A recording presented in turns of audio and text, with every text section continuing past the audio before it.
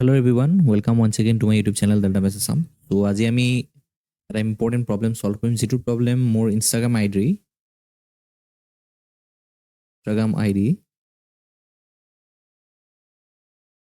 Osoikia underscore 1992 এজন ষ্টুডেণ্টে তো মৰিদল college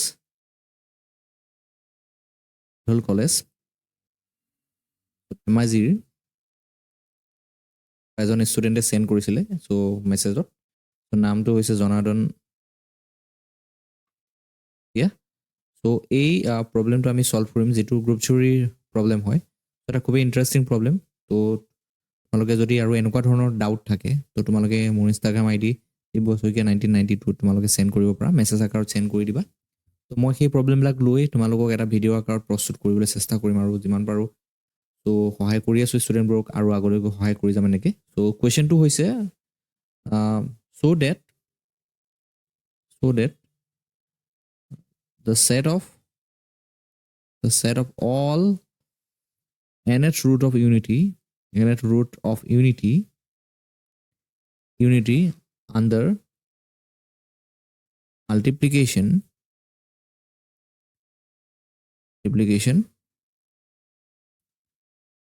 forms an Abelian group আমি show কৰিব লাগে ঠিক আছে তো এই প্ৰবলেমটো সলভ কৰিবৰ বাবে ফাৰ্স্ট আমি nth root of unityৰ বিষয়ে আমি জানিব লাগিব আৰু লগতে তোমালোকে গ্ৰুপৰ যিবোৰ প্ৰপাৰ্টি আছে সেই প্ৰপাৰ্টি বিষয়ে জানিব লাগিব আৰু লগতে Abelian গ্ৰুপৰ প্ৰপাৰ্টি বিষয়ে জানিব লাগিব ঠিক আছে তো আমি Abelian গ্ৰুপ দেখাবৰ কাৰণে আমি কি কৰিব লাগিব সো গ্ৰুপৰ চাৰিটা প্ৰপাৰ্টি ফাৰ্স্ট কি আছিল এটা ক্লোজাৰ দুই নম্বৰে associative property then 3 নম্বৰতে কি আছিল closer associative property next কি আছিল existence of identity then 4 নম্বৰতে কি হয় existence of inverse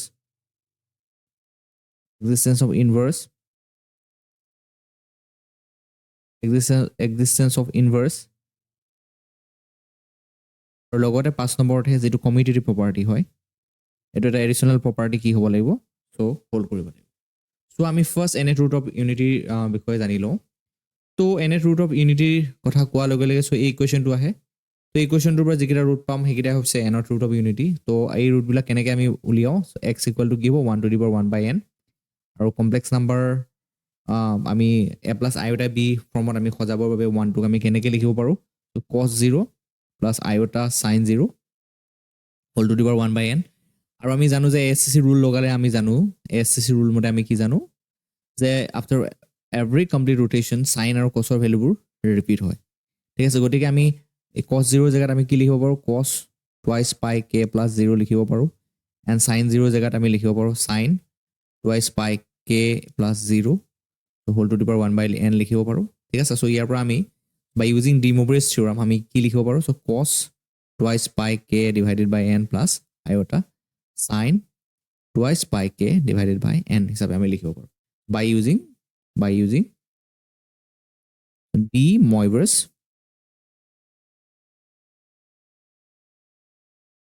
নিশ্চয় তোমালোকে বুজি পাইছা এখিনি কেনেকৈ উলিয়ালো এতিয়া চোৱা ইয়াতে k ভ্যালুবোৰ কি হ'ব 0 1 2 up to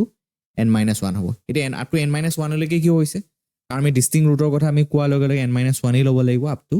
কাৰণ যদি n up to n লৈ লোৱা কি হ'ব সো ৰুটস বিলাক আকৌ ৰিপিট হ'ব গতিকে ডিস্টিংক্ট ৰুটৰ ক্ষেত্ৰত আমি k ভ্যালুবোৰ কনসিডাৰ কৰিব লাগিব starting from 0 to up to n - 1 এতিয়া চোৱা সো এই ভ্যালুবোৰ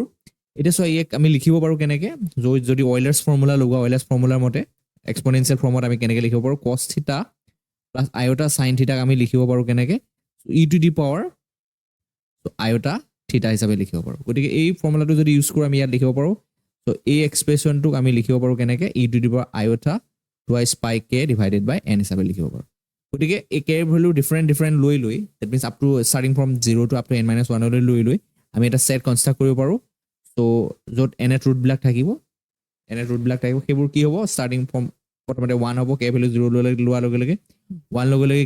কি হ'ব e to the power iota twice pi by n হ'ব then 2 লোৱাৰ লগে লগে e to the power iota twice pi নহ'ব এবাৰ 4 pi হ'ব sorry e to the power iota 4 pi by n হ'ব then so on এনেকৈ up to কি হ'ব I to the power twice pi n minus 1 divided by n হ'ব these are the nth root of unities ঠিক আছে so set z2 লগত familiar হৈ গলা তোমালোকে এতিয়া so set z2 কি আছে this set consisting the elements আৰু সেই elements বিলাক কেনেকুৱা হয় so the elements are nth root of unities হয় ঠিক আছে তো এতিয়া ইয়াক আমি লিখিব পাৰো কেনেকৈ সো এই সেটটোক আমি লিখিব পাৰো অন্য এটা ৰূপ দি পেলাই সো কেনেকৈ সো ইয়াক আমি যদি ওমেগা বুলি ধৰো সো এইটো টাৰ্ম কিমান হ'ব ওমেগা স্কয়াৰ হ'ব so 1 omega square and so on up to omega to the power n minus 1 হ'ব আৰু দিস আৰু এই সেটটোৰ তোমালোকে লগত ভালকে ফেমিলিয়াৰ হৈ লৈছা আৰু এই সেটটোৰ এলিমেন্টস বিলাক কেনেকুৱা হয় so nth root of unity and these are complex numbers হয় ঠিক আছে সো আই হোপ এইখিনিলৈকে সবৰে ক্লিয়াৰ হৈছে ওকে সো এতিয়া আহো নেক্সট তো তোমালোকে সোৱা ভালকে মন কৰিবা ইয়াতে মনোযোগ দিবা যে এতিয়া আমি কি কৰিব লাগে আমাৰ কামটো হৈছে ফাৰ্স্ট কামটো হৈছে যে আমি ক্লোজাৰ প্ৰপাৰ্টিটো হোল্ড কৰিছে নে আমি চেক কৰিব লাগে ক্লোজাৰ তো ক্লোজাৰ বাবে আমি যিকোনো দুটা আৰবিট্ৰাৰি এলিমেন্ট লৈ লম এই সেটটোৰ পৰা জি সেটটোৰ পৰা suppose w to the power r and w to the power r s two distinct element from the set z এটা সো এই দুটা এলিমেন্ট আমি জিৰ পৰা লৈ লৈছো ক্লোজাৰ প্ৰপাৰ্টি মতে under the binary operation multiplication w to the power r w to the power s w to the power s which is equal to w to the power r plus s কি হ'ব লাগিব should belongs to z থাকিব লাগিব that means a element টো ক'ত থাকিব লাগিব z থাকিব লাগিব আৰু w to the power r into w to the power s that is w to the power r plus s belongs to s ত থাকিবলৈ হলে sorry z থাকিবলৈ হলে so ই এটা প্ৰপাৰ্টি satisfy কৰিব লাগিব সেইটো প্ৰপাৰ্টি কি যে so ই কোনটো ইকুৱেশ্যন satisfy কৰিব লাগিব কাৰণ এটো nth root of unity হ'ব লাগিব কাৰণ z nth root of unity block আছে গতিকে ই x to the power n plus n equal to 1 equation to satisfy কৰিব লাগিব ঠিক আছে that means what এটো কি মিন কৰে w to the power r w to the power s whole to the power n equal to আমি 1 পাব লাগিব তাৰ পৰা আমি কনক্লুজন দিব পাৰিম যে w to the power r into w to the power s belongs to z so এই বস্তুটো আমি দেখাব লাগিব এটো কেনেকৈ দেখাম so তাৰ বাবে w to the power r w to the power s equal whole to the power আমি n লৈ লওঁ so ইয়াৰ পৰা কিমান পাম w to the power r plus s whole to the power n আৰু indices of property যদি লগোৱা w to the power n whole to the power r plus s আমি কিমান পাম আমি যেহেতু w to the power n টো কাৰ element হয় so কাৰ এলিমেন্ট হয় জিৰ এলিমেন্ট হয় জি সেটৰ এলিমেন্ট হয় গতিকে আমি জানো w to the power n কিমান হ'ব equal to 1 হ'ব since it satisfies this relation গতিকে ইয়াৰ পৰা আমি কিমান পাম 1 to the power r plus s which is nothing but 1 so ইয়াৰ পৰা আমি কি পালো যে w to the power r into w to the power s whole to the power n of value to 1 পালো so ইয়াৰ পৰা conclusion দিব পাৰিম যে w to the power r into w to the power s belongs to z so closure property hold হৈ গল so next চাও আমি next property টো কি associative আমি property টো hold কৰিছেন নাই চাও জানো কি so all the complex numbers আমি জানো holds the associative property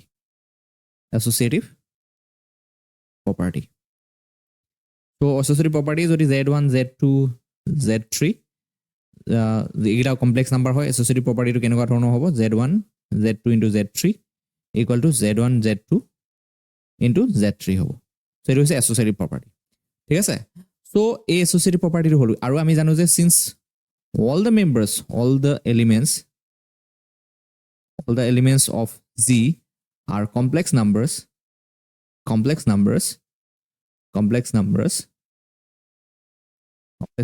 therefore the elements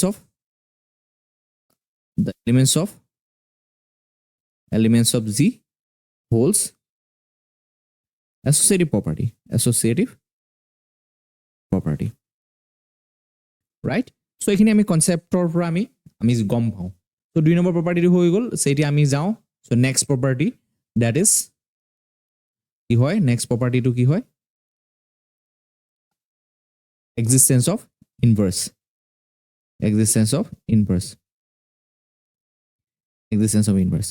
এতিয়া চোৱা so আমি z set টো যদি অবজাৰ্ভ কৰা তোমালোকে দেখিবা 1 omega square so on কি আছে omega to the power n minus 1 আছে right so ইয়াতে তোমালোকে ক্লিয়াৰলি দেখি আছে এটা এলিমেন্ট আছে 1 এই এলিমেন্টৰ লগত প্ৰত্যেকটো এলিমেন্টে কি হয় so কমিউট কৰে so মই এইটো কথা কি বুজাব বিচাৰিছো তোমালোকে গম পাবা যে 1 ৰ লগত যদি যিকোনো এটা আৰবিট্ৰাৰি এলিমেন্ট সাপোজ মই 0 পৰা লৈ লৈছা তো তেতিয়া হলে 1 into omega to the power r equal to কি হ'ব omega to the power r into 1 equal হ'ব omega to the power r যেটো definition of identity element হয় ঠিক আছে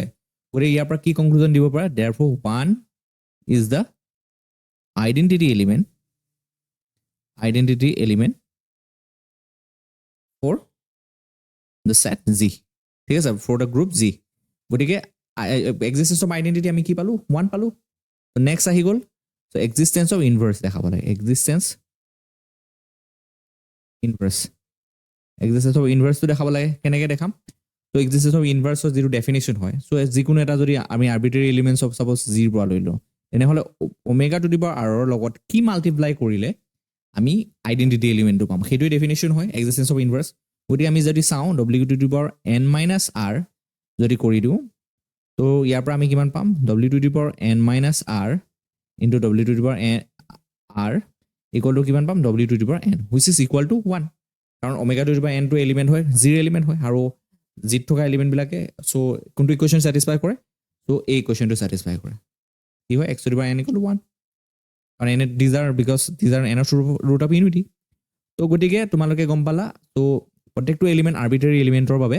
so omega to the power r ৰ বাবে তাৰ ইনভাৰ্স এলিমেন্টটো w to the power n - r এটা কথাটো হ'ল যে এই কথাটো তোমালোকে বুজিবা কেনেকৈ সো এটা কনসেপ্ট আছে সো এই কনসেপ্টটোৰ পৰা তোমালোকে এইটো বস্তু ক্ৰিস্টাল ক্লিয়াৰ হৈ যাব স্পেসিফিক্যালি তোমালোকে যদি তো পাৰ্টিকুলাৰলি তোমালোকে যদি চোৱা যদি সাপোজ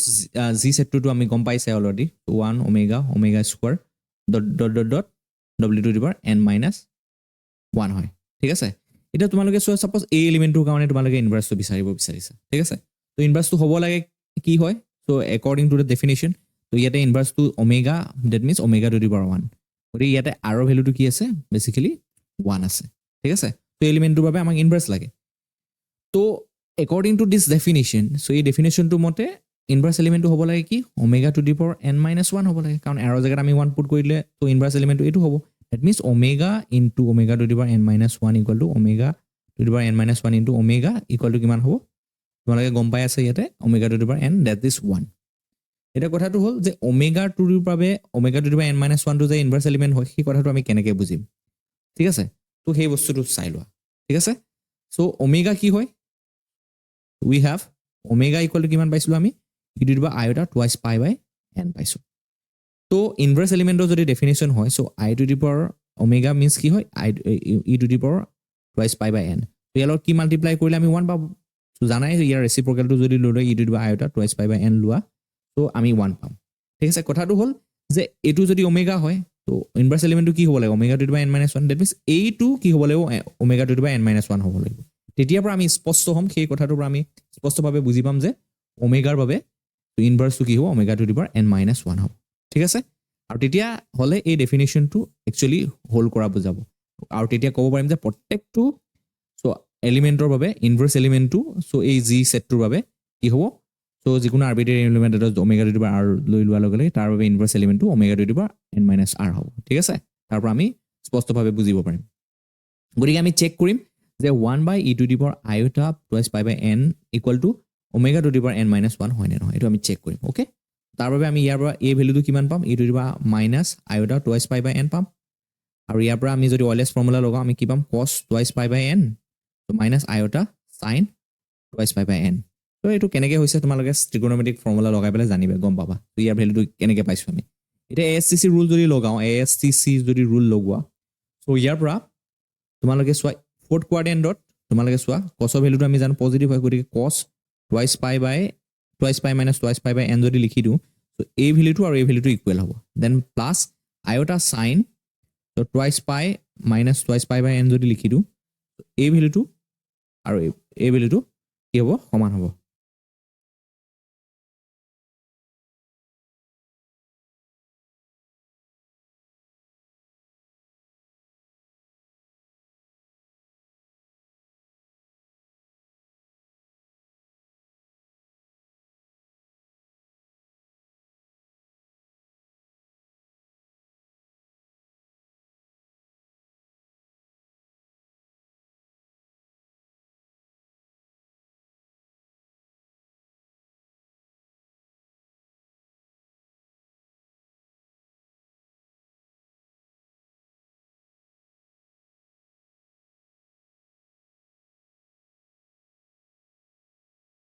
ওকে সো আমি কি বুজি পালো সো ইয়াৰ পৰা আমি 1 by e to the power iota twice pi by n value পালো কিমান cos twice pi minus twice pi by n plus iota sin twice pi minus twice pi by n পালো আৰু ASCC ৰুল লগাই আমি এইখিনি বস্তু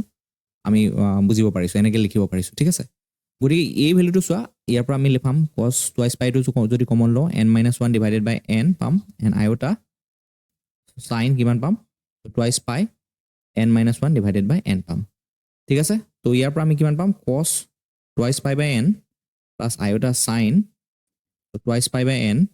whole to the power আমি লিখিব পাৰিম n - 1 so কেনেকৈ by using De Moivre's theorem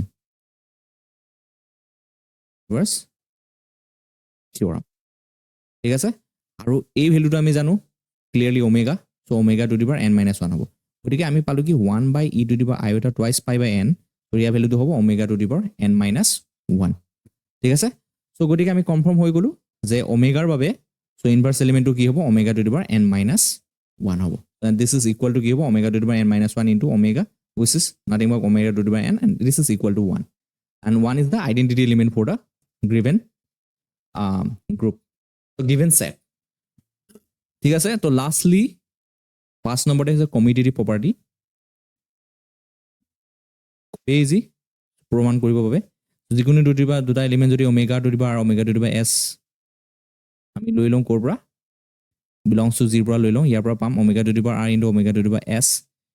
equal to কিমান হ'ব omega to the power s into omega to the power r হ'ব and this is whole for all omega r and omega s belongs to 0 বাবে hold কৰিব that means প্ৰত্যেকটো এলিমেন্টে commit কৰিব তো গতিকে so ইয়াৰ পৰা আমি কনক্লুজন লিখি দিব পাৰিম finally so therefore the set z under the binary operation multiplication is an Abelian group হয় Abelian group হয় so in this way we can solve this problem যদি কিবা ডাউট থাকে তোমালোকে জনাবা ঠিক আছে তো আৰু কাৰোবাৰ যদি ডাউট থাকে সো মোৰ যিটো ইনষ্টাগ্ৰাম আইডি আছে দিব্য শইকীয়া _1992 so ইয়াত তোমালোকে মেছেজ কৰিবা আৰু তোমালোকৰ প্ৰবলেমছবিলাক দিবা আৰু মই তোমালোকক ভিডিও আকাৰত so ইউটিউবত আমাৰ যেটো ইউটিউব চেনেল আছে delta maths Assam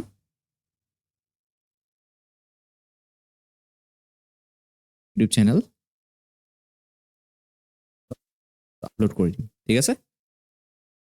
so thank you for visiting my channel